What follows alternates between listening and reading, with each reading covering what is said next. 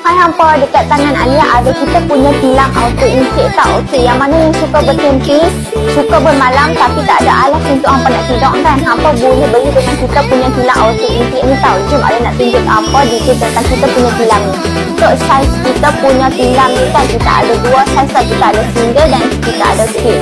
Dan dia punya ketebalan pula kita ada 3, kita ada 2.5 cm, 3 cm dan 5 cm tau. So hampa boleh pilih ketebalan yang mana yang hampa nak. Untuk warna pula kita ada macam-macam jenis warna. Kita ada warna biru, kita ada warna hijau dan kita ada warna kaki. Untuk material dekat bahagian luar ni ialah polyester fabric tau, dan bahagian dalam kita pakai sponge.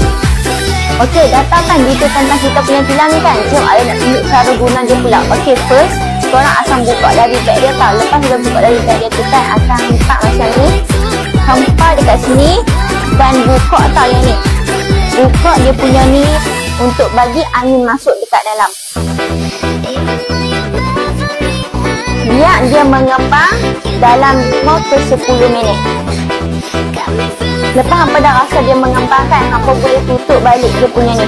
Jangan duduk lagi tau, tutup dulu.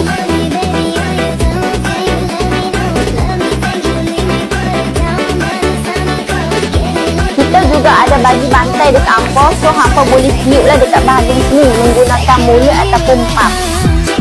Okey, kita dah siap. Yang ni ada dah siap tau pump dia punya bantai. Okey, so hampa nak tahu tak kita punya double ni dia boleh jadikan single tau. Kalau hampa nak jadikan single, hampa just buka sahaja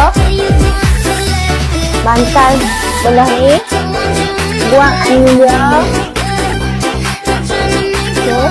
Lepas tu hampa just kepak sahaja je ke dalam macam ni. Lepas tu dekat sini akan ada button tau. Nampak tak warna hitam tu? So klikkan sahaja. Nampak tak button-button tu kan? So klikkan sahaja dia untuk hampa nak tidur untuk seorang punya. Klik dari atas sampai bawah.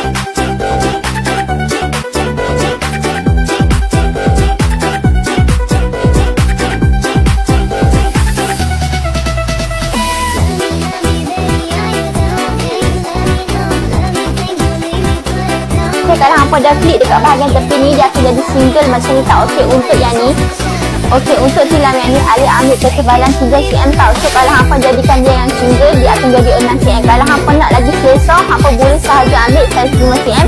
Kalau hampa jadikan dia single, dia boleh jadi ketebalan 10 cm. Okey, kalau hampa berminat boleh sahaja klik dekat web tulis dekat bawah sekarang. Kalau nak harga murah boleh masuk live kita. Kita bermula dari pukul 9 pagi. Okey, bye-bye hampa. See you hampa dekat next video Alia. Bye-bye. Kalau hampa nak tengok cara penyimpanan kita punya tilam auto intake ni, hampa boleh saja komen dekat ruangan bawah.